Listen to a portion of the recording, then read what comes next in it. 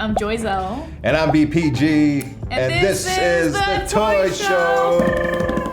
Keeping you up to date in the action figure community is DC recently announced that it's Lucha Explosiva. What is it?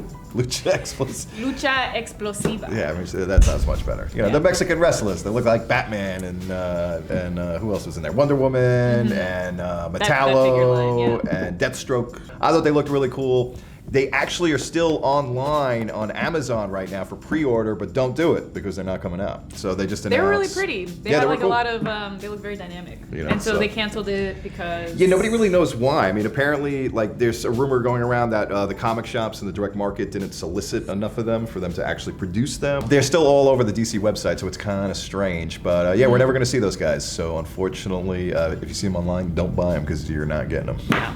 In anime news, it's not really newsy news. There's this company called Insight, which has been making everybody's favorite 18 plus rated R hentai kind of figures. I like those. Sort of. Yeah. Sometimes. Yeah, your demographic does. So they've started printing their figures using 3D printing techniques, and everybody is like this sucks.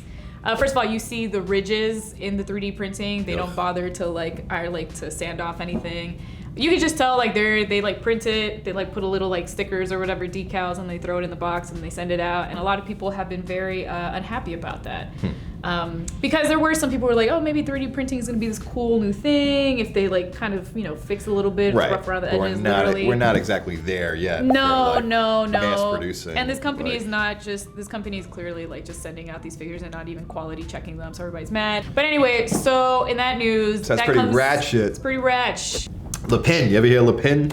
No, so have not. What is Lepin? Sounds very French and fancy. Yeah, it's quite the opposite. Lepin. Lepin is, I'm sure a lot of people watching this realize, is the knockoff Lego company. So Legos are obviously super expensive. Lepin. You have sets like the giant Millennium Falcon set that came out that was I think around $800, $900 or something ridiculous, because it was one of the biggest Lego sets that they had ever made. But it was literally you had to take out a mortgage to buy this thing. Nice. But you could buy the Lepin one online for about $150, $200. So they would basically copycat all of the actual giant sets that Lego was making. They would redo the packaging. It's kind of funny too, because we'll even show it here. They actually ripped off Lego movie sets. But anyhow, it was always kind of weird because it was Lego is such a specific brand, and it was such a blatant knockoff. Everything from the packaging right down to the instruction manuals and how to put the stuff together. But apparently Lego has had enough, and Lego just a couple of weeks ago has finally made moves. But you can still buy them now, right? It's starting that legal battle. I think so. Yeah, exactly. You'll be able to find the old sets, I'm sure, on eBay and stuff like that. But as far as new sets that are coming out, I don't think you're going to start seeing Lepin knockoffs like you once did. So take out those mortgages. Take them out. Go back to Lego. That's right. I got one last little bit of news. I don't know, you got anything or no? Nope. No? Okay, one last little bit, just because it affects me personally. The Snake Mountain Playset. They finally dropped the pre-order for it. We were waiting for it. It just happened a couple of weeks ago. It's pretty crazy, okay? We're talking about a playset. It's gonna be huge. Apparently it's gonna be 4 feet high, 3 feet wide. So that's tremendous. About it. It cost $600, but then they threw in a $150 shipping fee. So then it was $750, and basically with tax and everything, it came out to be an $800 playset. So a lot of people that were waiting for this were like, hell no, I'm not spending $800 on this playset. Because what was it supposed to be originally before all that? I don't know. I don't think we knew it was going to be expensive, but we didn't know it was going to be that much. Took the risk, you know.